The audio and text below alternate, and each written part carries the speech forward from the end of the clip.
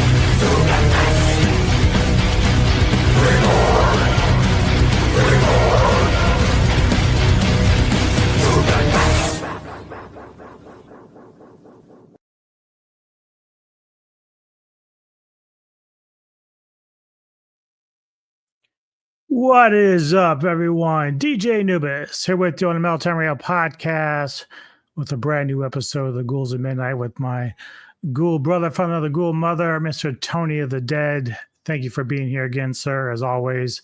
Thank you. And if you don't know and you're new to the show, weekly, he and I go and we alternate movie picks, past, present, and future. We sit down, review them, and give our scores, our ghoul scores of how we feel about those films. And this time around, episode 82, I chose Divinity from 2023. It is directed by Eddie Alcazar, starring Stephen Dorff, Moses Arias, Jason Janile, Emily Willis, Scott Bakula, and Bella Thorne. And before we dive too deep into it, let's go ahead and give everyone a refresher from the trailer and see what it's all about. Here is Divinity. This world has been threatened.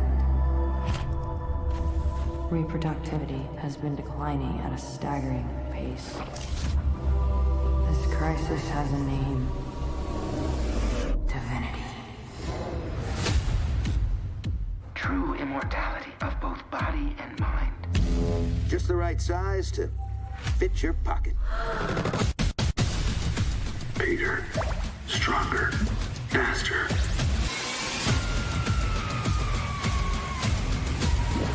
Is death just an illusion? We're almost there, Father. So close, I can feel it.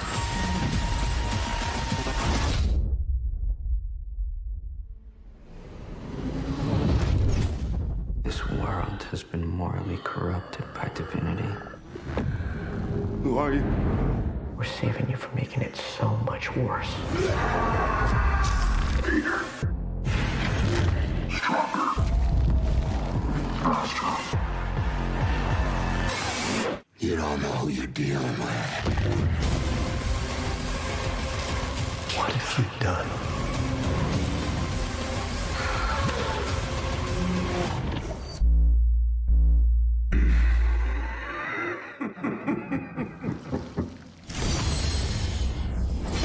This was not my vision.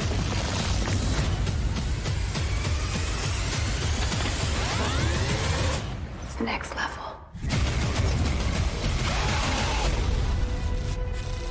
The world is yours with divinity.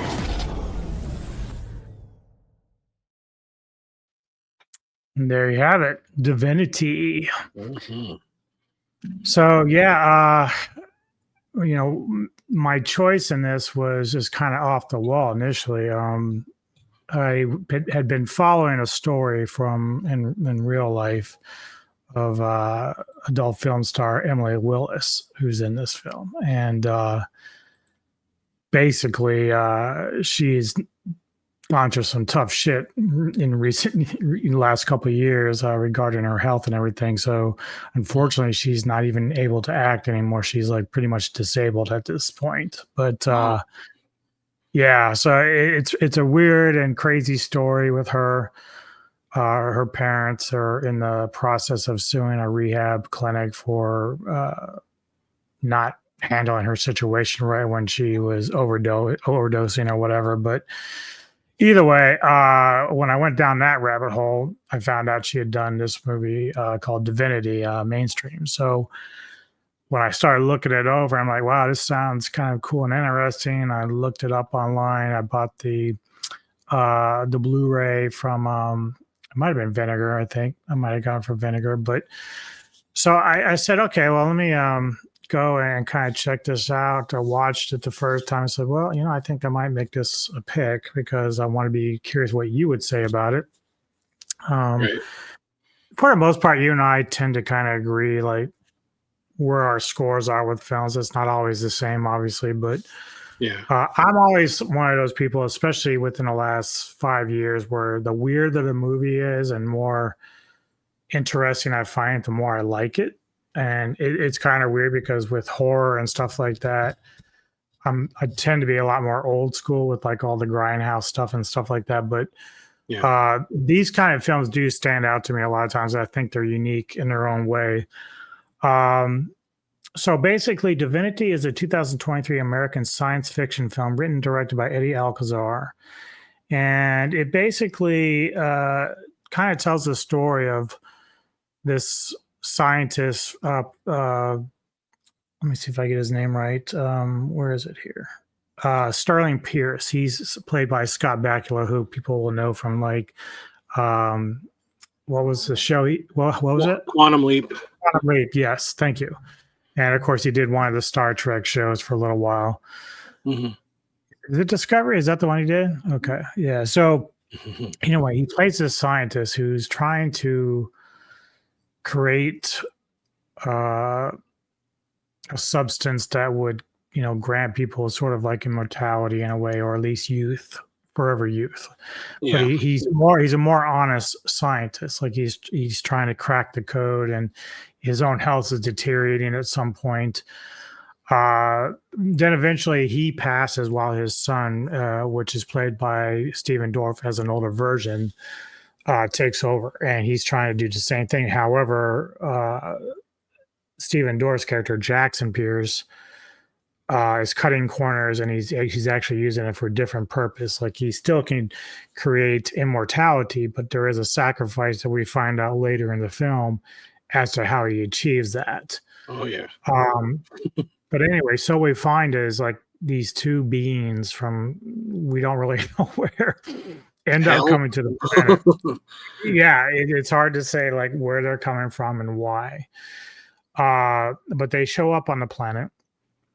And of course, the planet's been kind of like, as far as society, there's a lot of people that are taking this divinity essence or whatever you want to call it, drug. And they're like well fit, they're beautiful, but the sacrifice is that women can't procreate with it. Like it does away with the ability to procreate, but that's sort of like choices they make on the planet. But these two beings are down here now to kind of like, and they're really kind of,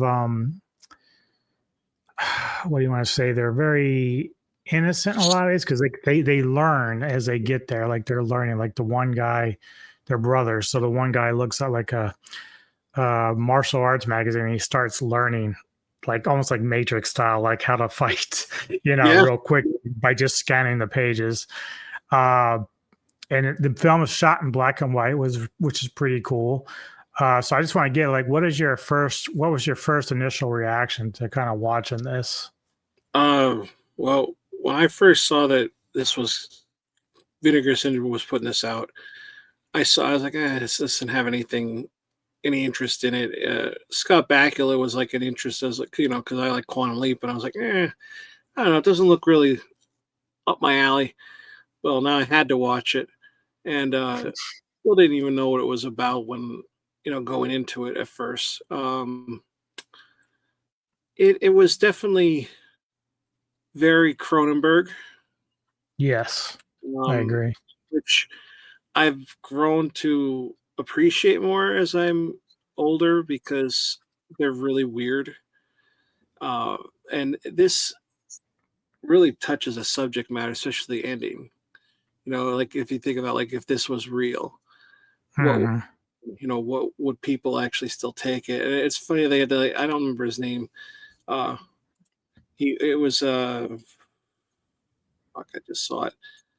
Rip Pierce, the guy Michael O'Hearn, he's the bodybuilder. He's huge. It's so neat how they had them in it, but like it's such a weird society. I don't know. It's strange because it's one of those like any of these Cronenberg movies. You really have to pay attention. It's not a Cronenberg movie, but type of movie where you have to pay attention or else you're lost. Yeah. And I mean, going into it, it was kind of. I'll be honest, it was kind of hard to keep my attention at first because I wasn't like in the mood for it. But then you kind of get into it. Yeah, you kind of like it's definitely one of those movies where you have to really be in the mood to watch something different. Like it's like because they do a lot of crazy shit in this. So like even towards the end, like you go from your live action stuff, and from what I read, the director's like he was running out of budget. So in order to prevent any issues, he went to like basically claymation with the final fight, which is a little interesting. At first I thought, well, this is pretty interesting and crazy. But then I started to kind of really appreciate it because it was kind of fun. And plus, since we're already dealing with like these two beings that came down, they've got like special abilities, especially the one that can like touch, into somebody's head and kind of like tell them the story, why they're there and what's going on. Yeah. You can then kind of like step aside and say, okay, well, this is all very definitely sci-fi. Like it's like we don't have to treat this like it has to be real. Like it's definitely all crazy. Like it's going off in the deep end anyway. Mm-hmm. But yeah, so Jackson Pierce, he's currently working on trying to perfect Divinity. Like he hasn't quite perfected it. And, it looks like his health might be kind of deteriorating a little bit at this point. He's getting older. Yeah. We get the early scene with Emily Willis, she's like trying to engage in sex with him and stuff like that. And then the two guys show up, the two brothers, and they pretty much zap Jackson by, kind of knocking him out. And then Emily runs out and she's out in wherever, the void. Yeah. It's almost like they're on a big desert or something. It's really kind of weird. Yeah. But these two brothers, they end up like strapping Jackson to a chair and like taking the box, which almost looks like the cube from Hellraiser. It's not designed that way, but it's like glowing. So it's like almost like more like the Tesseract. It's kind of like that. Yeah. And so they strap him to a chair and they hook him up with the IV to this thing. And Jackson's like, yeah, you shouldn't do this because like it's pure concentrate. Like I haven't diluted it. Like you're gonna kill me if you keep injecting me with this. Yeah. And these two brothers are basically just lecturing him about, what you're doing for profit is abysmal and horrific. And and again, I part of me struggles with this because they go out of their way to tell you that it's basically a choice for these people. They'll either choose to be immortal or they can choose not to take it and still give birth. Because we end up getting introduced to Nikita, who is played by Kareshi Tran, and so a very pretty girl too. So she comes, I don't know, she's kind of like, I guess you would say like an escort or something like that. So she comes there, and she was initially there to celebrate the birthday of Jackson because that day was his birthday, and so he was going to have this big party with people, and so she was kind of like a consolation or present or whatever. I don't know what you want to call it, but since she doesn't really know exactly who she's meeting, she meets the two brothers who basically took over the house and have Jackson strapped to that chair, and as he's taking more of that essence in, he's starting to like deform. Like it's really crazy. Yeah. How did you feel about the way the story was unraveling? It was kind of all over the place. It was interesting because he's like, "Oh, you're gonna kill me," and like you said, he's like changing his face and everything, and I didn't know if the brothers, like, again, they came out of the ground, out of like holes. So I'm like, are they like coming out of like from hell? Were they just hiding underground? Like what the hell are these things? And they're learning, and they're I don't know, they're really like strange. That's actually a really good observation on your part, because at the beginning, obviously they're in these like white glow forms, and so they're on the ground, and then they raise up, but then by the end of the film those two glow forms end up shooting up into space, and that could be representative of heaven. So like I don't know, like that's pretty cool interpretation there. I don't know if that's what the director meant to do, but certainly I wasn't really paying attention to exactly how they started versus when they left. So that's pretty funny. I just thought, because I didn't know. I was like, oh, I don't know. What the hell are these? Like, I don't know. Because you just get into it, and it's like, okay, these two things pop out of the ground. It's like, oh, okay, this is like again, is it hell or are they aliens? I still don't really know. Yeah, but that was the thing for me, was that, they're taking out like their anger or revenge on Jackson because of what he's doing, but at the same time, I'm just kind of like, well, if it's a freedom of choice from the people that are left, then it's not all his fault, because if he's offering a service and they're taking it, that's their choice. True. Now, granted, he's doing some pretty shady shit along the way, but and maybe that's more of why you should be kind of angry about it, because like at first I'm just kind of like, why are they doing this to him? Because he's not forcing them, like they're just doing it on their own. Yeah. But, yeah. So So yeah, so he's still taking in this divinity essence into his body, and it's kind of starting to deform him, which reminds me a lot between him and Rip. Is it's almost like a steroid because they have anger issues. Yeah. so that's really kind of funny. But then you have like this side characters, which really I don't know what purpose it really has, but it's with Bella Thorne playing Ziva and these girls, and I'm not even really sure what they represent totally, but obviously they're meant to sort of preserve like procreation and stuff like that with women. Yeah, but I don't even know like really what they just said. Only thing I remember her really saying is like, our time will come where we have to repopulate the earth. Yeah. And it's like, so I don't know if it's just like some separate sect that they're just kind of waiting for Jackson's divinity to kind of die out before they start doing it. I don't know. It's certainly interesting and unique. And then of course we'll get to like the very end, like, which is even crazier, but so the more that Jackson takes in, the more deformed he gets. And of course the brothers, along with Nikita, there's a point where at one brother, I can't remember which one it is, the one's called Stars. Oh, they're both called Stars. But one of the brothers touches her head, and that's when he kind of like projects like why they're there and what Jackson's been doing. So now she's like, okay, I understand what you're doing. And then like somehow she's developed like certain feelings for one of the brothers. Like they got like a connection. And so they make love and all that good shit. Like, what the hell is going on? Yeah, that gets even crazier. But maybe they're getting, as he touched, I'm just throwing this out there. Maybe as he's touching and getting used to more humans, he's getting more things. So he like is interested in sex kind of thing. I don't know. Like maybe touching her made him think, oh, sex. I'm going to try that. I don't know. Can you hear that? No. Oh my God. What? There's like a helicopter landing right across the street. Uh-oh. You're being raided. Oh, shit.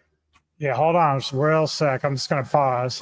Yeah, so obviously he's, making a connection with Nikita, and, he sure did. Like I said, these two brothers are learning as they go. But there was a point when like the party goers came, and the soundtrack is great in this, by the way, too. I really like the soundtrack.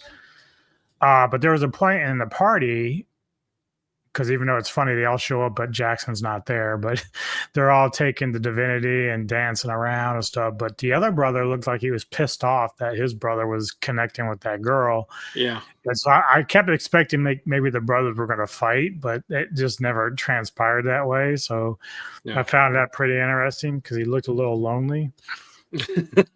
But yeah, so eventually your guy Rip, he shows up. This is Jackson's brother, and he's been trying to call Jackson all day for his birthday.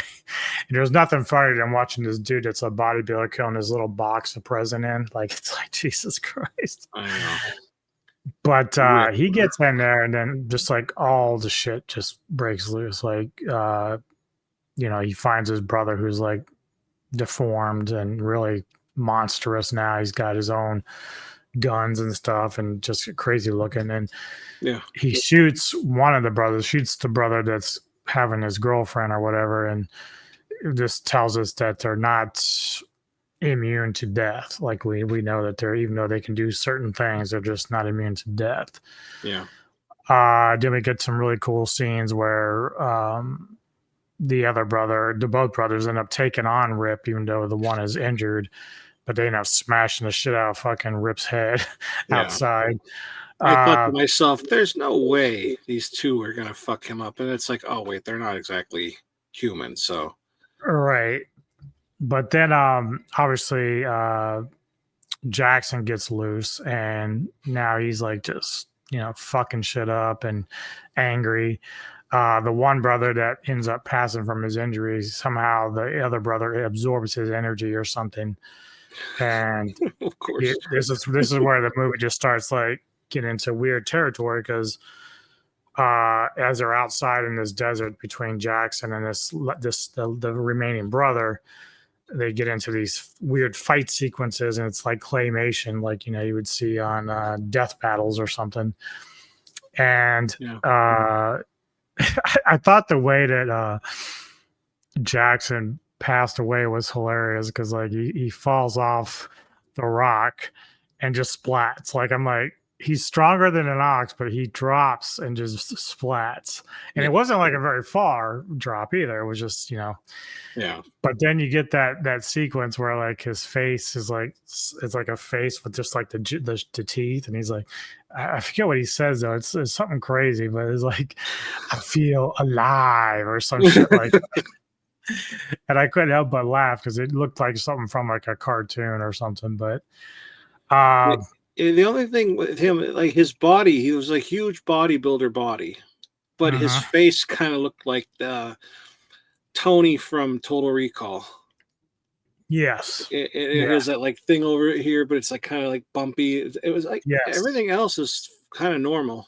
He probably couldn't wipe his ass with his arms being so big, but like, no offense to the bodybuilder that has that body. I'm sorry, don't kill me, but yeah, it was just like he's like turned into like a Hulk, turned into like the Hulk almost. Yeah. In fact, in a way, his head kind of almost looked like the Thing, in a way. Almost, yeah, a little bit, but then we get like basically like the very final scene where Nikita, she'd already been told to run away by the other brother.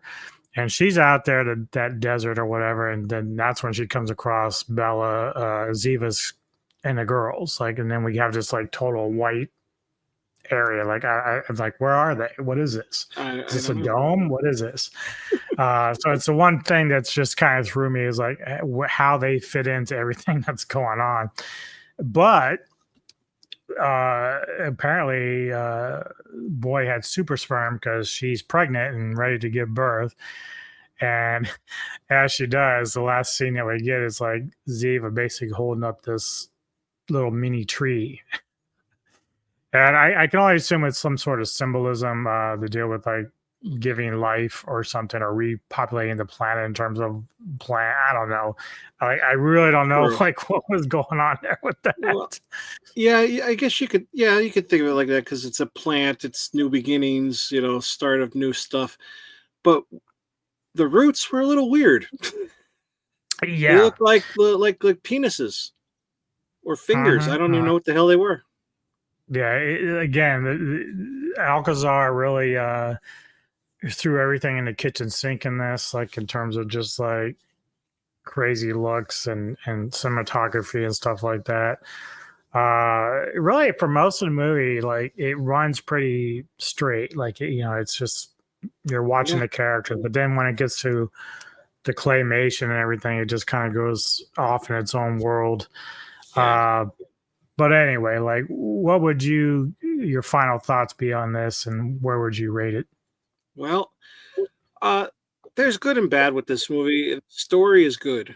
It's very interesting, especially like, we didn't say what is in it, but I don't know if you're going to. I don't know if you want to say that or whatever, but I think the story is good. Oh, yeah, you're right. You want to say it? I mean, you can if you want. It's old enough to do it, so I'm not too worried about that. So yeah, that should be something, because we did mention like there was something very tragic that Jackson was doing, right? And basically, you say this is a spoiler.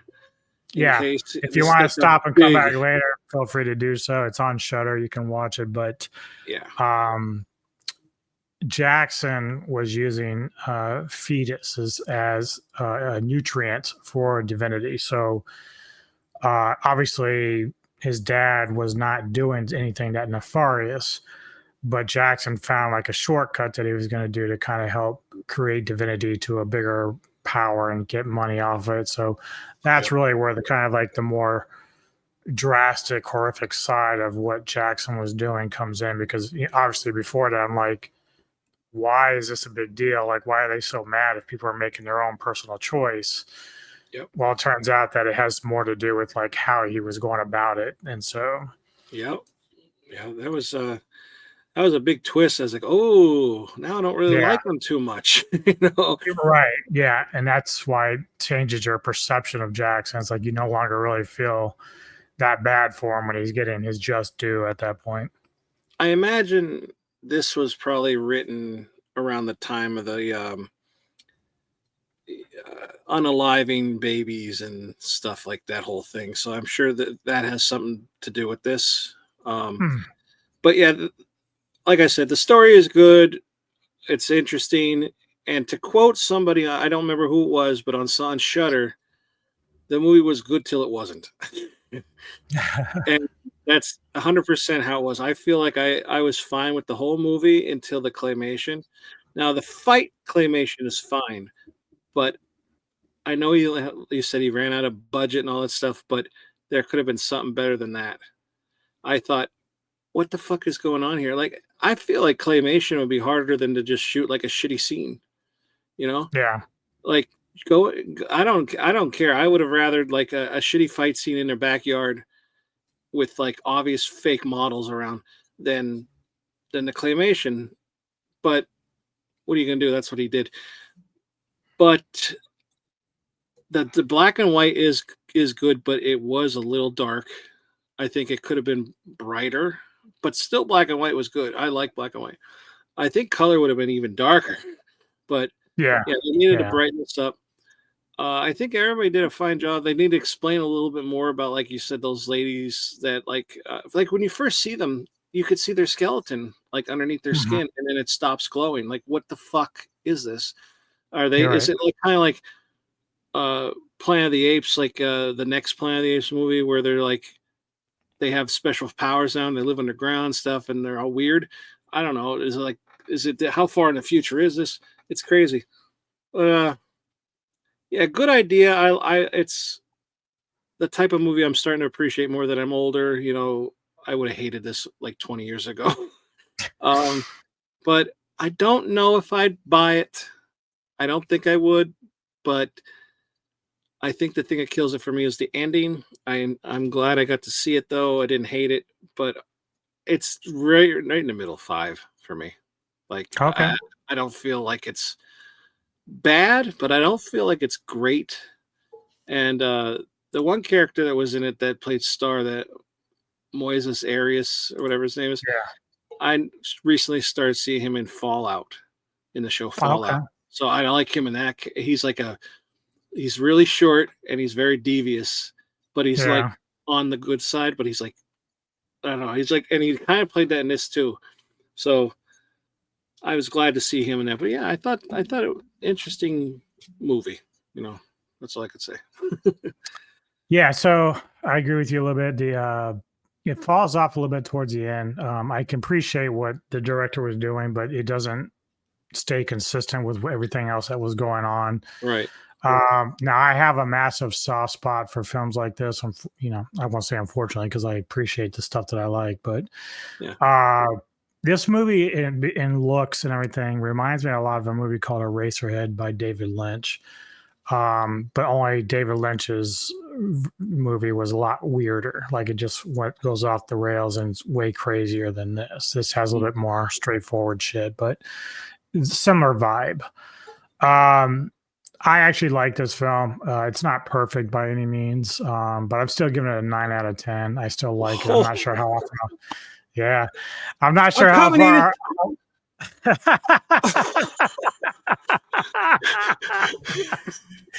As I said, sometimes he and I don't always agree on a film, but I can kind of expect though too. A lot of times with you is that you're not as adventurous as I am with stuff like this, so it's not like a bad thing. Like you like what you like. Yeah. I've seen some of the films that you like that I don't like, and it's not that I'm right about that either. You just pretty much like what you like, and I like what I like when it comes to weird shit. So, but we do like a lot of the same stuff. It's just, I think that 10-year gap that we have. If you were my age, I think you would like Freaked. Right. Yeah. So that's a great example. Like, see, if I had seen that back in the day, I probably would have a more different appreciation for that than I would now. And I say that about stuff like The Goonies. Like, I don't like The Goonies, and everybody's like, "Oh, that's one of the greatest films ever made." You know, it's just I never saw it when I was a kid, so I can't go to it like a lot of people do. You know what I mean? Well, I hear you. But it's like nowadays, my kids watch this stuff, and I'm like, this is stupid. But like, they're gonna be like, "You remember that when I was little?" I'm like, "Yeah." Exactly. But yeah, I mean, it was fun to check this out. I actually don't regret buying it. It was kind of like a blind buy, so I just said I either going to love it or hate it. I ended up liking it. I didn't hate it at all. Like I did like it. I just how much Just not that rewatchability. way. I don't know. I wasn't. I know you don't get high, but like I wasn't stoned either, so maybe that would have helped. Well, dude, back in the day, if I would have, like when I used to trip on acid, this would be a film that I would watch on acid. Oh my god, I'd love to make a film where somebody this says is amazing. I'd be like, this is an Oscar worthy. The discussions we would have on acid trying to watch this. Fucking 10 out of 10 dick trees. What would that tree be called? I don't know. The tree of life, I guess. That's the only thing I could think of. Prickly finger. You're right. Oh, well, anyway. Watch you don't cut yourself on that tree because it's prickly. Prickly. It's like a prickly. Mm-hmm. It was Zoidberg's mouth on the bottom. I don't know how to talk like him. So anyway, yeah. So give us your thoughts if you've seen this. We both might be crazy. So just tell us. Let us know. Also, please go like and subscribe to Mr. Tony the Dead. And shortly, we'll be going to do his review for the movie Vault of Horror. Yeah. Horror. Another anthology. He loves these anthologies. So, but he's going to find my critique a little interesting on this next film. He might find mine as well. You never know. Be ready for it. And thank you all for the support. We love doing these for you. And again, as we always say, if you have any recommendations of movies you want us to do and sit and watch and review, let us know. That's right. We'll be glad to do that for you. I don't know what my next pick is yet. I have a list of stuff, but I haven't really decided yet what I want to do. I might want to go back. I've been doing a lot of more recent stuff recently, so I might go back further in the vault of our horrors and find something that I want to review. But thank you all for the support. We'll see you next time on Mel Del Rio Podcast with the Ghouls of Midnight. Peace. Big boy.